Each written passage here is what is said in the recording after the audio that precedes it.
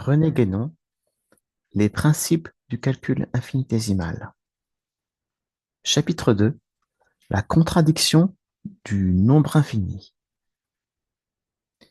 Il y a des cas où il suffit, comme nous le verrons encore plus clairement par la suite, de remplacer l'idée du prétendu infini par celle de l'indéfini pour faire disparaître immédiatement toute difficulté.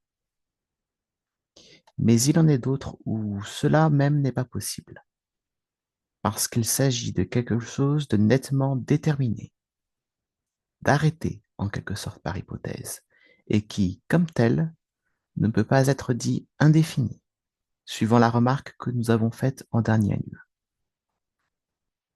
Ainsi, par exemple, on peut dire que la suite des nombres est indéfinie, mais on ne peut pas dire qu'un certain nombre, si grand qu'on le suppose, et quelques rangs qu'il occupe dans cette suite, est indéfini.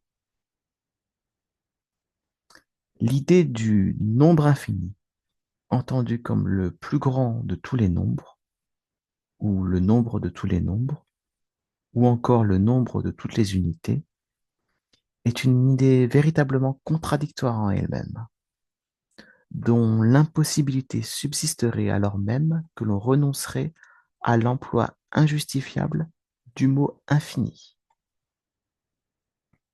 Il ne peut pas y avoir un nombre qui soit plus grand que tous les autres, car si grand que soit un nombre, on peut toujours en former un plus grand en lui ajoutant l'unité, conformément à la loi de formation que nous avons formulée plus haut.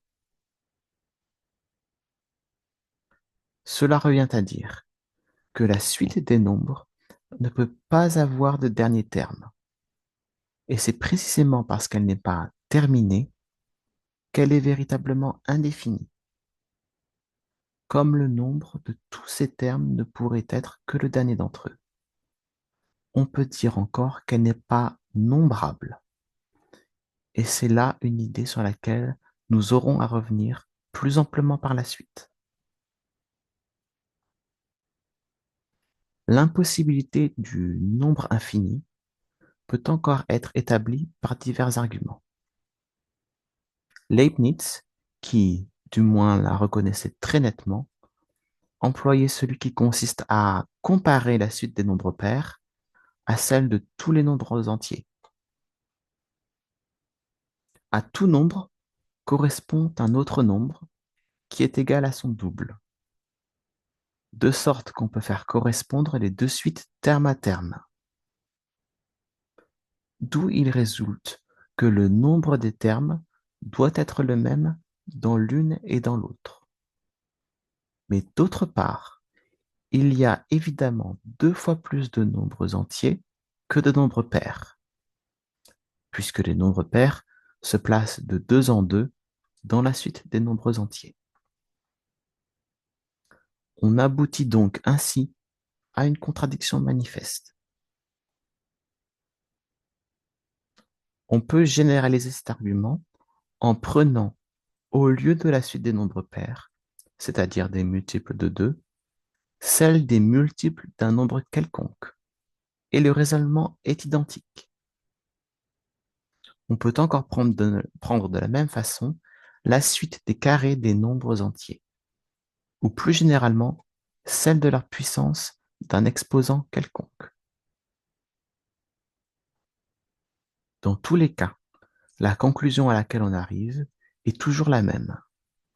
C'est qu'une suite qui ne comprend qu'une partie des nombres entiers devrait avoir le même nombre de termes que celle qui les comprend tous, ce qui reviendrait à dire que le tout ne serait pas plus grand que sa partie. Et dès lors qu'on admet qu'il y a un nombre de tous les nombres, il est impossible d'échapper à cette contradiction.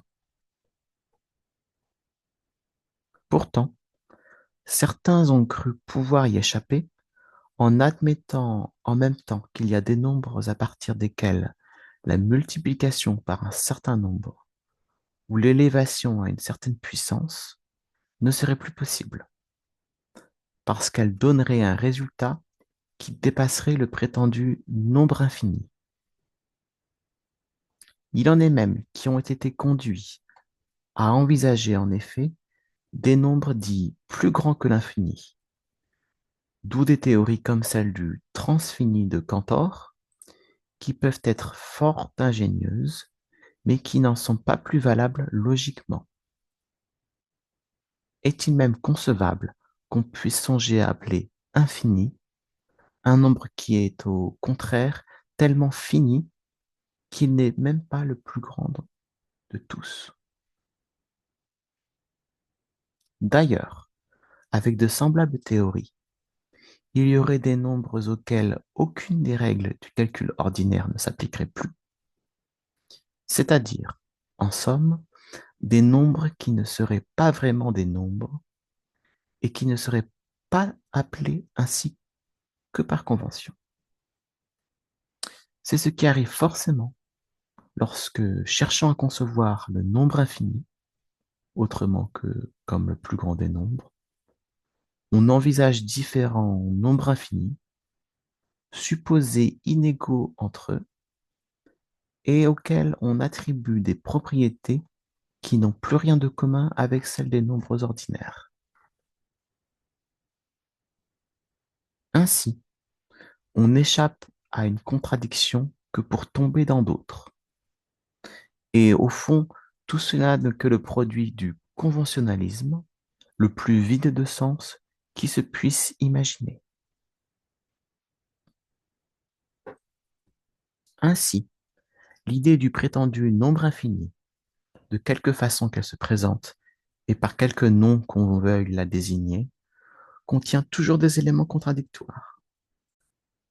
D'ailleurs, on n'a aucun besoin de cette supposition absurde dès lors qu'on se fait une juste conception de ce qu'est réellement l'indéfinité du nombre et qu'on reconnaît en outre que le nombre, malgré son indéfinité, n'est nullement applicable à tout ce qui existe. Nous n'avons pas à insister ici sur ce dernier point, l'ayant déjà suffisamment expliqué ailleurs. Le nombre n'est qu'un mode de la quantité, et la quantité elle-même n'est qu'une catégorie ou un mode spécial de l'être, non coextensif à celui-ci, ou plus précisément encore, elle n'est qu'une condition propre à un certain état d'existence dans l'ensemble de l'existence universelle. Mais c'est là justement ce que la plupart des modernes ont peine à comprendre, habitués qu'ils sont à vouloir tout réduire à la quantité et même tout évaluer numériquement. Cependant, dans le domaine même de la quantité, il y a des choses qui échappent au nombre, ainsi que nous le verrons au sujet du continu. Et, même sans sortir de la seule considération de la quantité discontinue, on est déjà forcé d'admettre, au moins implicitement, que le nombre n'est pas applicable à tout, lorsqu'on reconnaît que la multitude de tous les nombres ne peut pas constituer un nombre, ce qui, du reste, n'est en somme qu'une application de cette vérité incontestable, que ce qui limite un certain ordre des possibilités doit être nécessairement en dehors et au-delà de celui-ci. Seulement, il doit être bien entendu qu'une telle multitude, considérée soit dans le discontinu, comme c'est le cas quand il s'agit de la suite des nombres, soit dans le continu, sur lequel nous aurons à revenir un peu plus loin, ne peut aucunement être dite infinie et qu'il n'y a jamais là que de l'indéfini. C'est d'ailleurs cette notion de la multitude que nous allons avoir maintenant à examiner de plus près.